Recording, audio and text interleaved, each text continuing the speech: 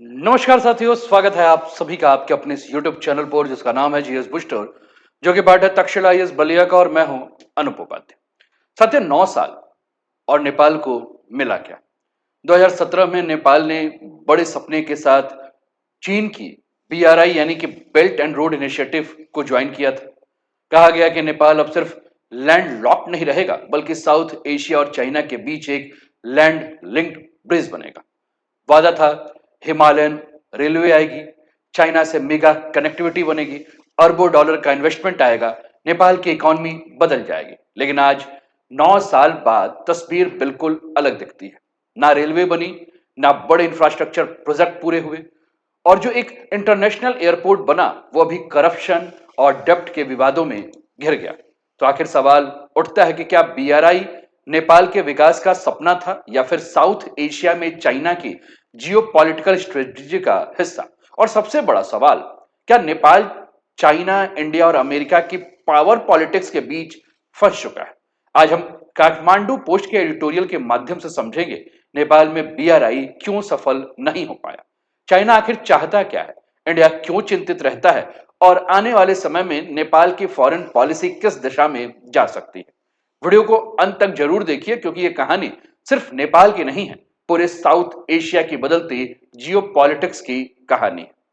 साथियों, चैनल पर पहली बार हैं तो चैनल को सब्सक्राइब करके बेल आइकन दबा दीजिएगा कि यहां आने वाले हर वीडियो का नोटिफिकेशन आप सभी को समय पर मिल सके। साथियों, वीडियो को लाइक भी कर दीजिएगा और प्रयास कीजिएगा कि ज्यादा से ज्यादा मित्रों के पास आपको इस वीडियो का लिंक जो है वो शेयर भी करना है। तो चलिए शुरुआत करते हैं आज के इस सेशन का, और आज का टॉपिक आपके स्क्रीन पर है। नेपाल में फेल हो रही चीन का बीआरआई प्रोजेक्ट, 9 साल बाद भी नहीं दिखा असर, कर्ज के जाल का डर या भारत का प्रभाव। साथियों, ये पूरा का पूरा न्यूज जो है वो काठमांडू पोस्ट ने आज मंगलवार, क्योंकि आज ही जो है वह पूरे 9 साल हो चुके हैं, और इसे कवर किया है 12 मई 2017 से 12 मई 2026। 9 years on BRI in Nepal remains a promise unfulfilled. Nepal has little to show for BRI beyond seminar, stalled negotiations and a corruption airport project. ये सारी बातें लिखी गई।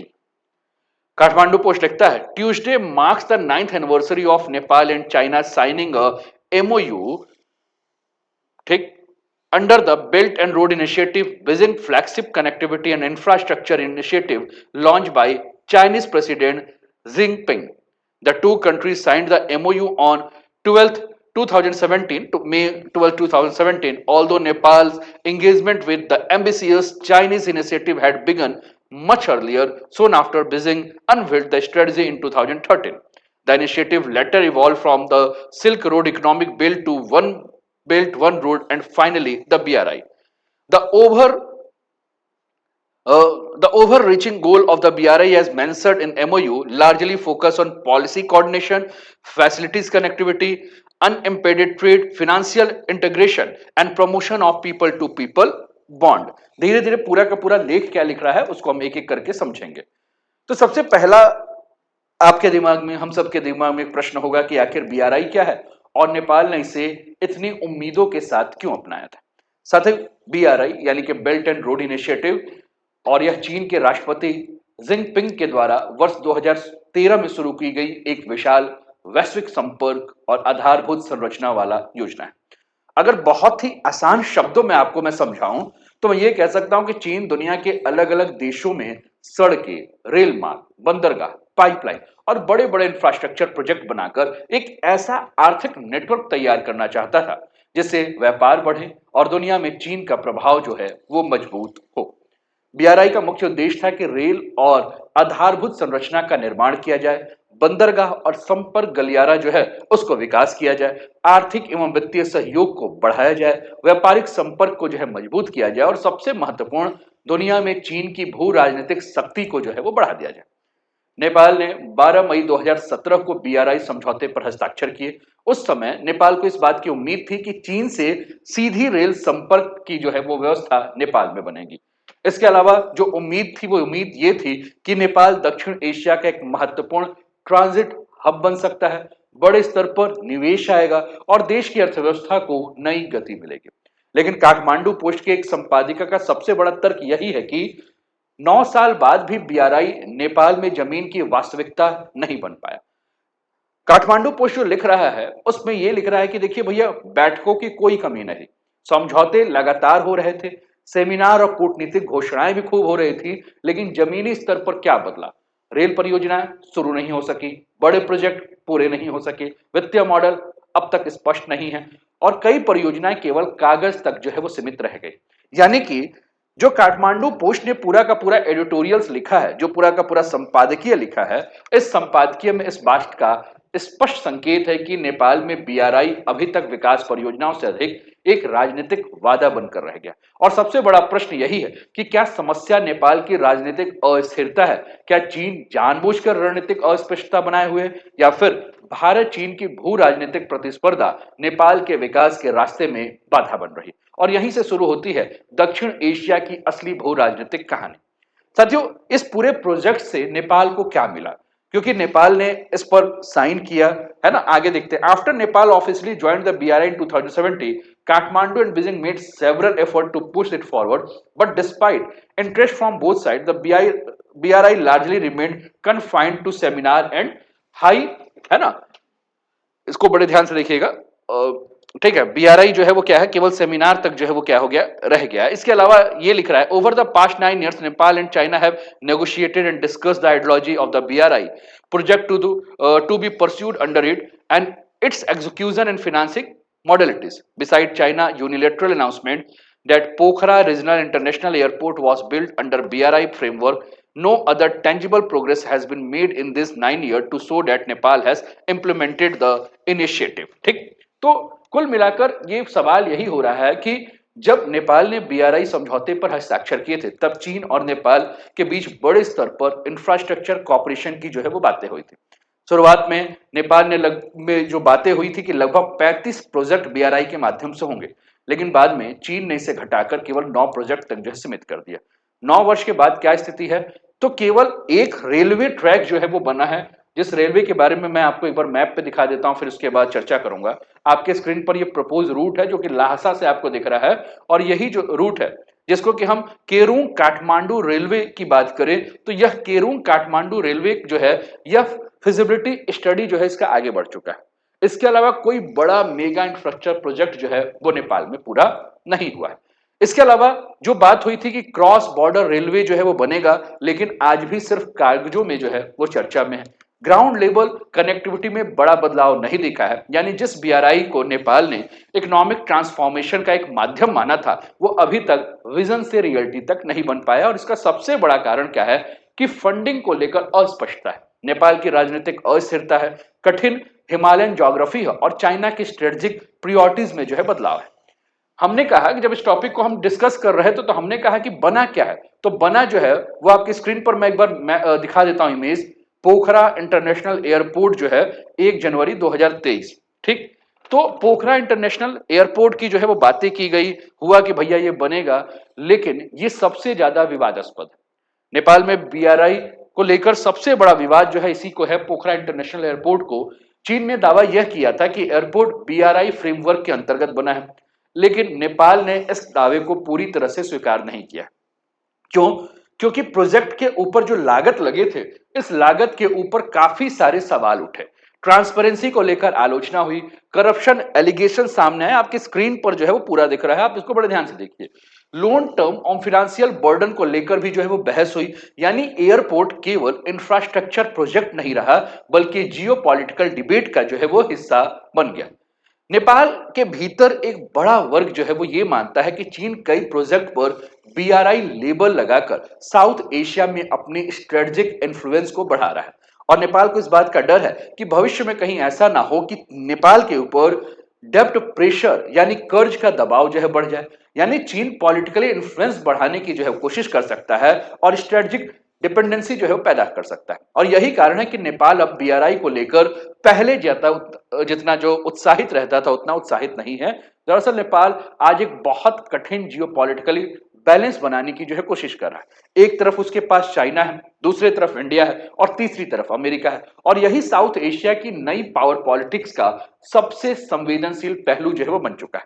दूसरी जो बात नेपाल के लिए हो रही थी, न्यूज़पेपर की कटिंग को फिर हम देखते हैं जिस पे चर्चा हो रही थी, और उस चर्चा को हम डिस्कस करके जो है वो थोड़ा सा और आगे बढ़ते हैं, जिससे कि आपके लिए समझना बहुत ज्यादा आसान हो जाएगा। तो न्यूज़पेपर की कटिंग में जो चर्चा हुई थी वो ये हुई थी, यहां हम और आगे बढ़ते हैं इस पर, कि even under government considered close to visit Kathmandu failed to make any tangible progress, but China unilateral decision to put Pokhara airport under the framework of BRI was opposed by Nepal, and project was later embroiled in a multi-billion rupee corruption scandal. Now, with the formation of a strong government in Kathmandu under the leadership of Balin Shah, there are renewed concern over how new administration view the BRI, the deals signed in the past, and if it decide to move ahead. ठीक, और आगे बढ़ते हुए देखते हैं कि क्या क्या और एडिटोरियल्स में जो है वो काठमांडू पोस्ट ने लिखा है। तो काठमांडू पोस्ट जो पूरा का पूरा बात कर रहा है, वो एक और बात क्या कर रहा है, वो कह रहा है transform Nepal from a land lock to land link country, है ना। यानी कि नेपाल का एक सपना था क्या, कि नेपाल एक तरफ से चाइना और दूसरी तरफ से अगर हम बात करें तो इंडिया से जो है वो घिरा हुआ है, और नेपाल का जो सपना था वो ये था कि अपनी जो भौगोलिक और आर्थिक चुनौती है इससे बाहर निकल जाए, क्योंकि नेपाल के पास कोई समुद्री सीधी पहुंच नहीं है। इंटरनेशनल ट्रेड के लिए मुख्य रूप से उसको भारत के ऊपर निर्भर रहना पड़ता है, और यही कारण है कि नेपाल लंबे समय से एक ऐसे विकल्प की तलाश में था जिससे उसकी कनेक्टिविटी बढ़े और वो केवल एक लैंडलॉक कंट्री बनकर जो है वो ना रह जाए। ठीक, तो जब नेपाल बीआरआई ज्वाइन किया तो सबसे बड़ा सपना उसको यही दिखाया गया कि चाइना नेपाल रेलवे बनेगा, हिमालय के पार नई कनेक्टिविटी विकसित होगी, नेपाल साउथ एशिया और चाइना के बीच ट्रांजिट कॉरिडोर बन सकता है, ट्रेड डाइवर्सिफिकेशन होगा और भारत पर अत्यधिक निर्भरता जो तुम्हारी है वो यह कम हो जाएगी। लेकिन ग्राउंड रियलिटी जो है ये बिल्कुल अलग निकली, और सबसे बड़ी समस्या क्या हुई, फिनेंशियल मॉडल और लोन कंडीशन को लेकर। नेपाल चाहता था कि उसको ग्रांट मिले, ना कि उसको कर्ज बर्डन मिले, कर्ज का जो है उसको भार नहीं चाहिए। फिनेंशियल ट्रांसपेरेंसी नेपाल स्पष्ट चाहता था, जबकि चीन की परियोजना अक्सर लोन आधारित होती है, चाइनीज कंपनी को प्राथमिकता जो है दी जाती है और स्ट्रेटेजिक कंडीशन जो है इससे जुड़ी मानी जाती है। और यही कारण है कि रेलवे और मेगा कनेक्टिविटी प्रोजेक्ट जो है नेपाल में आगे नहीं बढ़ पाया, यानी कि जो नेपाल का सपना था क्या, लैंडलॉक से लैंडलिंक कंट्री बनने का, ये सपना जो है वो अभी भी अधूरा है। साथियों, काठमांडू पोस्ट के एडिटोरियल में जो और भी बातें की गई हैं वो बातें थोड़ा सा हम और आगे बढ़ते हुए इनको हाईलाइट करते हैं। A senior foreign ministry official told the post that two sides were yet to have major discussion on BRI implementation. Once high level visit start, some conservation might begin, said the official who did not want to be named. ठीक है, चलो भैया नाम नहीं लाएंगे, है ना। इसके बाद जो पूरी की पूरी बातें हुई हैं, उन बातों में जो और भी बातें जो हुई हैं वो क्या हुई हैं, but the ambassador rarely raised issue related to building strategic interests such as BRI connectivity and infrastructure project under the trans Himalaya multi dimensional connectivity network, जिसको कि शॉर्ट फॉर्म में THMDCN कहा जाता है, और the propose Chinese railway connecting Kathmandu with Kerung according to multiple officer present in the meeting. ठीक, तो कुल मिलाकर जो पूरी की पूरी बातें हुई हैं इसमें यह भी कहा गया है, एडिटोरियल ये कह रहा है कि नेपाल में चीन की चिंता केवल इंफ्रास्ट्रक्चर डेवलपमेंट प्रोजेक्ट तक सीमित नहीं है, बल्कि चाइना की जो सबसे बड़ी चिंता है वो सिक्योरिटी और स्ट्रेटेजिक कंट्रोल को लेकर है। चाइनीज एम्बेसडर ने बीआरआई प्रोजेक्ट से ज्यादा जो सबसे ज्यादा जो ध्यान दिया है वो किस पर दिया है, तो इंफ्रास्ट्रक्चर के अलावा जो एक और बात हो रही थी, जो trans Himalaya multi dimensional connectivity के अलावा किस पर ध्यान दी जा रही थी, but the Chinese envoy appeared sensitive about Tibetan refugee issue and whether growing American influence could undermine China's core strategy, है ना। यानी कि कुल मिलाकर अगर हम बात करें तो किस पर बात हो रही थी कि तिब्बती refuge refrain from signing a US state partnership program and avoid adopting Starlink internet service as a Chinese company like Huawei are keen to provide high tech and affordable interest service in Nepal. ठीक, अब और भी समझिए। अब कुल मिलाकर जो बात हो रहा था, एक तो डर ये था तिब्बती रिफ्यूजी को लेकर कि चीन को सबसे ज्यादा डर था कि नेपाल की जो जमीन है उस पर तिब्बत रिलेटेड पॉलिटिकल एक्टिविटीज जो है वो ना हो।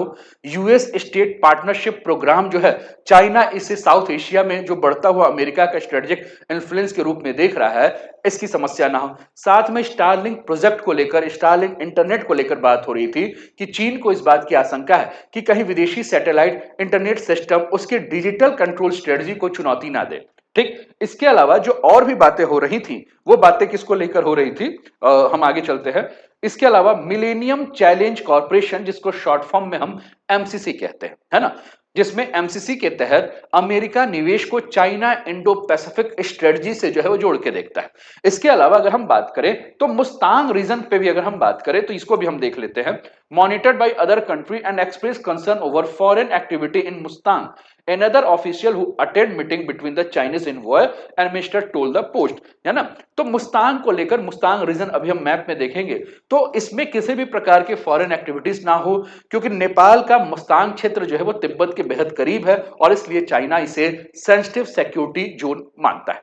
तो साथियों, जो हम लोग पूरा का पूरा डिस्कस कर रहे हैं इसको और भी देख ले थोड़ा सा मैप में, तो जिससे कि आपके लिए बहुत ज्यादा आसान हो जाएगा। ये केरोंग काठमांडू रेलवे ट्रैक है जिसके बारे में बात हो रही है कि बस यही एक जो है वो थोड़ा सा ढंग से जो है हो पाया, नहीं तो उसके अलावा तो कुछ और भी चीजें जो है वो दिख नहीं रही है। इसके अलावा तिब्बत की जो समस्या है कि कहीं तिब्बती एक्टिविस्ट जो है वो एक्टिव ना हो जाए, क्यों, क्योंकि कुल मिलाकर अगर हम बात कर रहे हैं तो ये पूरा बॉर्डर का एरिया है। इसके अलावा जो बातें हो रही थी वो स्टार लिंक को लेकर है कि स्टार लिंक अपना इंटरनेट फैसिलिटी जो है वो प्रोवाइड ना करे, है ना, एमसीसी जो है वो बहुत ज्यादा एक्टिव ना हो। इसके अलावा जो बातें हो रही थी कि स्टार लिंक के जगह पर जो है वो, एक तो इसकी बात हो रही थी कि हुआई को जो है वो ज्यादा प्रायोरिटी दे जो कि चीन का है, और मुस्तांग एरिया आपको ये देखने को मिल रहा है चाइना ये नहीं चाहता कि यहां किसी भी प्रकार से अमेरिका जो है वो एक्टिव हो।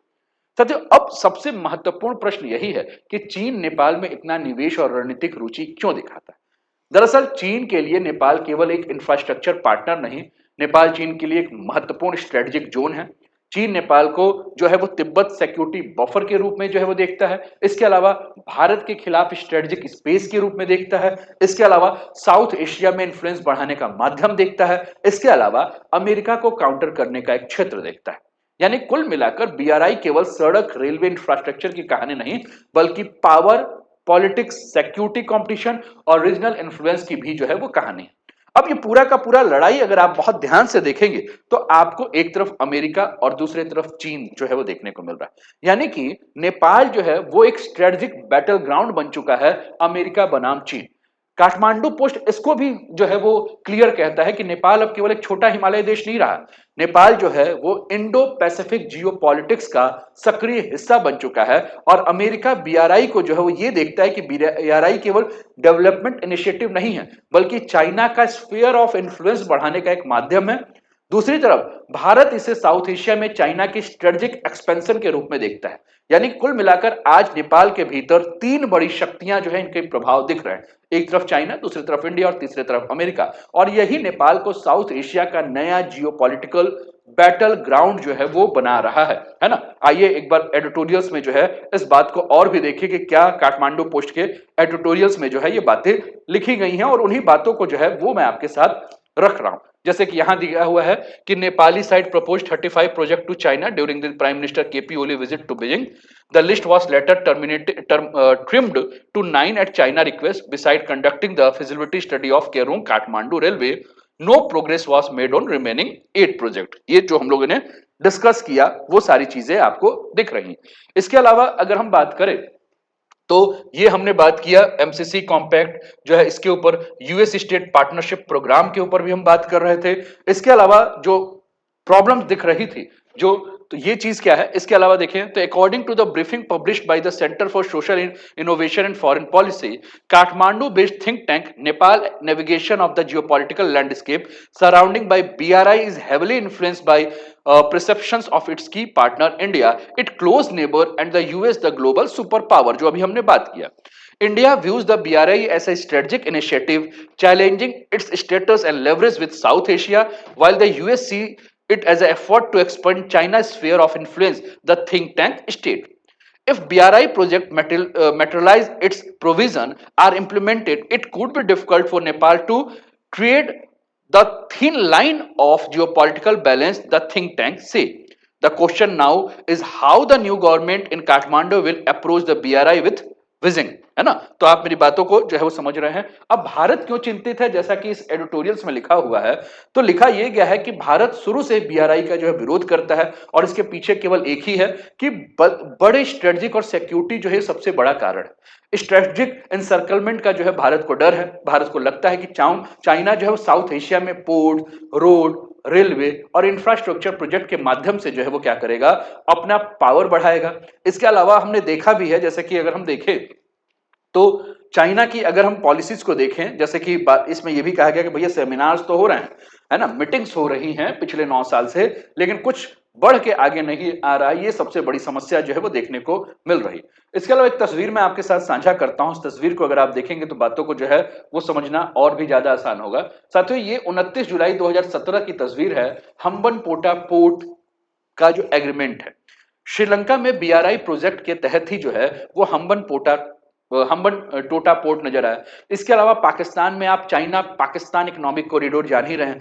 बांग्लादेश में चाइनीज इंफ्रास्ट्रक्चर प्रोजेक्ट आप जान ही रहे हैं। अभी तिस्ता नदी पर जिस प्रकार से हमने पिछले वीडियो में भी चर्चा किया कि बांग्लादेश जो है वो तिस्ता प्रोजेक्ट पर चाइना को बुला रहा है। ठीक, अब नेपाल में जिस प्रकार से हिमालयन कनेक्टिविटी प्लान्स बन रहा है, भारत ये देख रहा है कि भैया चारों तरफ से, एक तरफ बांग्लादेश, नीचे श्रीलंका, ऊपर नेपाल, पीछे पाकिस्तान, यानी कि पूरा पश्चिम उत्तर दक्षिण अगर हम देखें तो भारत को चारों तरफ से घेर रहा है। और भारत इसे कभी कभी स्ट्रिंग ऑफ पर्ल स्ट्रेटजी के रूप में जो देख रहा है, यानी कि मोतियों के माला के रूप में देख रहा है, जहां चाइना इंडियन ओशियन और साउथ एशिया में अपना इंफ्लुएंस जो है बढ़ा रहा है। और इसको लेकर भारत बार बार इस चीज को लेकर डर है कि भारत को अपना सिक्योरिटी कंसर्न जो है बहुत ज्यादा है। सिक्योरिटी कंसर्न, क्योंकि यदि भविष्य में चाइना नेपाल रेलवे काठमांडू तक पहुंच जाती है तो इसका स्ट्रेटेजिक इंपैक्ट जो है बहुत ज्यादा बढ़ जाएगा। क्यों? क्योंकि चीन की फिजिकली जो रीच हो जाएगी, वो भारत के जो ये सीमा आपको दिख रहा है, यहां उत्तराखंड, यहां उत्तर प्रदेश, यहां आपको बिहार का क्षेत्र दिखेगा, यहां आपको पश्चिम बंगाल का क्षेत्र दिखेगा, यहां जो सिक्किम का क्षेत्र दिखेगा, यानी कि कुल मिलाकर ये जितने भी आपके बॉर्डर स्टेट है जो कि नेपाल के साथ सीमा साझा करते हैं, कहीं ना कहीं यहां सिक्योरिटी एक बहुत बड़ा खतरा हो जाएगा। और भारत के लिए केवल ये रेलवे प्रोजेक्ट नहीं बल्कि लॉन्ग टर्म स्ट्रेटेजिक चैलेंज भी बन जाएगा। और यही कारण है कि नेपाल में बीआरआई का मुद्दा केवल डेवलपमेंट डिबेट नहीं बल्कि इंडिया चाइना विवाद का एक महत्वपूर्ण हिस्सा बन चुका है। अच्छा, दूसरा, नेपाल को बार बार किस चीज का डर है? नेपाल को डर है कहीं बीआरआई के माध्यम से जो है वो हम्बन टोटा सीपेक वाला हाल मत हो जाए, चाइना पाकिस्तान इकोनॉमिक कॉरिडोर वाला हाल मत हो जाए। कौन सा? कहीं डेप्थ ट्रैप डिप्लोमेसी में मत फंस जाए, है ना, कहीं डेवलपमेंट प्रोजेक्ट धीरे धीरे जो ऐसा मत हो जाए कि हम जो है हम अपने लिए सोच रहे हैं कि भैया हमारे यहाँ डेवलपमेंट होगा, लेकिन हम तो जो है वो डेप्थ डिपेंडेंसी हो गए, हम तो लोन में चले जाए। और काठमांडू पोस्ट के एडिटोरियल में विशेष रूप से इस बात को कहा गया है। किस बात को?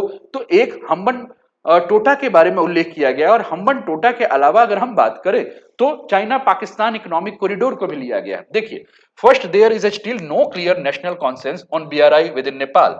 Second, at the regional level the BRI has become associated with controversy including the Hambantota port case in Sri Lanka and concern over CPEC, यानी कि China Pakistan economic corridor in Pakistan. Third, the BRI face broader headwinds in South Asia as several countries are wary of transparency and strategic implications। ठीक, तो ये सारी बातें जो है वो कवर किया गया है कि भाई कहीं ऐसा मत हो कि श्रीलंका ने चीन से बड़े स्तर पर लोन लेकर इंफ्रास्ट्रक्चर प्रोजेक्ट शुरू किए, लेकिन समस्या तब शुरू हुई कि जब श्रीलंका के ऊपर बहुत ज्यादा कर्ज बढ़ गया, रेवेन्यू के अपेक्षा के अनुसार नहीं आया, लोन रिपेमेंट जो है वो श्रीलंका को कठिन हो गया।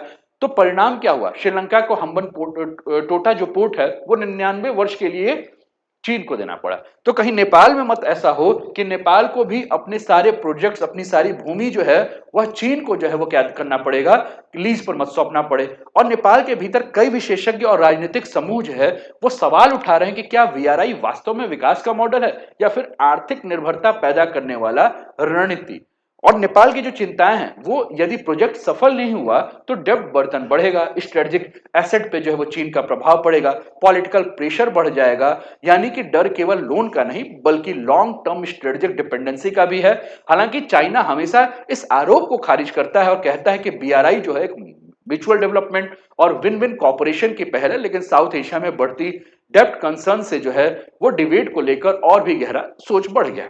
सच, नेपाल की अगर डोमेस्टिक पॉलिटिक्स के बारे में अगर हम बात करें तो बीआरआई प्रोजेक्ट भी धीमा पड़ने का सबसे बड़ा कारण यह भी है ना। नेपाल में जिस प्रकार से आंतरिक राजनीति कभी एक बहुत बड़ी चुनौती हो जाती है। नेपाल में लंबे समय से जो है वो पॉलिटिकल इनस्टेबिलिटी है, बार बार सरकार बदल रहा है, फॉरेन पॉलिसी पर असहमति है, चाइना पॉलिसी को लेकर जो है वो नेशनल कॉन्सेंस की कमी है। यानी नेपाल के भीतर यह तय नहीं हो पाया है कि देश चाइना के साथ कितनी स्ट्रेटेजिक जो है वह समीपता जो है बनाए रखे। और बालेन शाह का जो पूरा का पूरा गवर्नमेंट है, जो कि काठमांडू पोस्ट जो बात कह रहा है कि नई सरकार जो है वो BRI प्रोजेक्ट को क्या करना चाहती है, रिव्यू कर सकती है।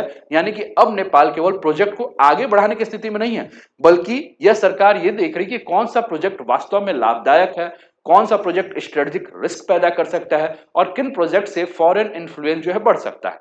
यानी कि आज नेपाल जो है वो तीन बड़े विकल्पों के बीच में फंसा हुआ है कि चीन से ज्यादा करीब जाएंगे तो भारत और अमेरिका असहज हो जाएंगे, अमेरिका से ज्यादा करीब जाएंगे तो चीन नाराज हो सकता है। अगर संतुलन बनाए रखें तो भैया कैसे संतुलन बनाए, ये सबसे बड़ी समस्या है। यानी कि नेपाल की विदेश नीति आज बैलेंसिंग गेम के ऊपर जो बन चुकी है और नेपाल अब किसी एक शक्ति गुट पर पूरी तरह से निर्भर नहीं होना चाहता। नेपाल की वर्तमान रणनीति यह है कि चीन से भैया इंफ्रास्ट्रक्चर और कनेक्टिविटी मिल जाए, भारत से ट्रांजिट और ओपन बॉर्डर जो है उसका लाभ मिलता रहे और अमेरिका से ग्रांट मिलता रहे, टेक्नोलॉजी मिलता रहे, इन्वेस्टमेंट मिलता रहे।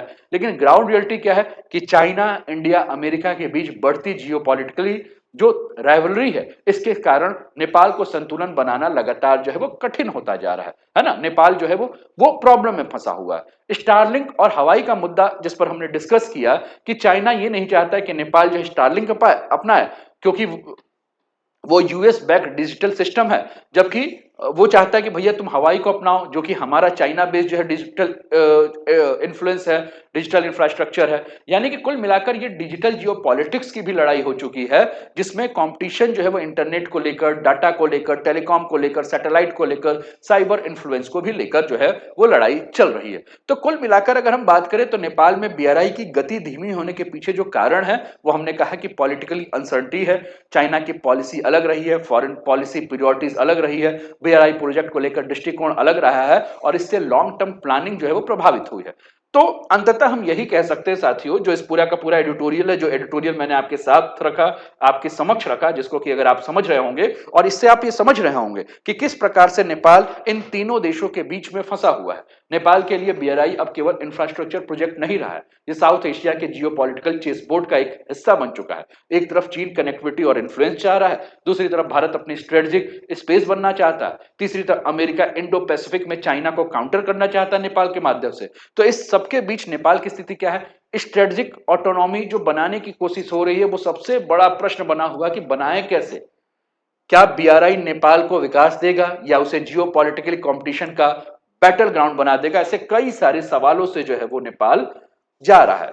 दूसरी तरफ नेपाल अपनी संप्रभुता की लड़ाई लड़ रहा है, नेपाल अपनी संप्रभुता के बारे में जो है वो बात कर रहा है, भारत उसको चाह रहा है कि भाई आप हमारे साथ रहिए, है ना। तो ऐसी कई सारी लड़ाइयां जो है वो देखने को मिल रही। उम्मीद कर रहा हूं कि ये एडिटोरियल एनालिसिस नेपाल के लोगों के लिए जो है वह एक तरह से पूरा आईना दिखाने के लिए है। नेपाल के लोगों को जो है इस वीडियो को देखने के बाद, नेपाल के अलावा, क्योंकि BRI प्रोजेक्ट का प्रभाव इंडिया पे भी है ना, साउथ एशिया पर है, ठीक। तो भारत के लोग, नेपाल के लोग या विश्व के कहीं से भी अगर आप देख रहे हैं तो आप अपनी राय जो है वो जरूर रखें। और वीडियो अगर पसंद आ रहा हो, वीडियो समझ में आया हो, तो आप मित्रों के पास जो है शेयर करने में बिल्कुल भी कंजूसी ना करें। साथियों, अभी तक चैनल को सब्सक्राइब नहीं किया तो सब्सक्राइब कर दीजिए, वीडियो को लाइक नहीं किया तो लाइक कर दीजिए, शेयर नहीं किया तो शेयर कर दीजिए। अपना ध्यान रखिए, मिलते हैं अगले वीडियो में। तब तक स्वस्थ रहिए, मस्त रहिए, तंदुरुस्त रहिए, हंसते खेलते मुस्कुराते हुए जीवन का आनंद लीजिए। जय हिंद, जय भारत।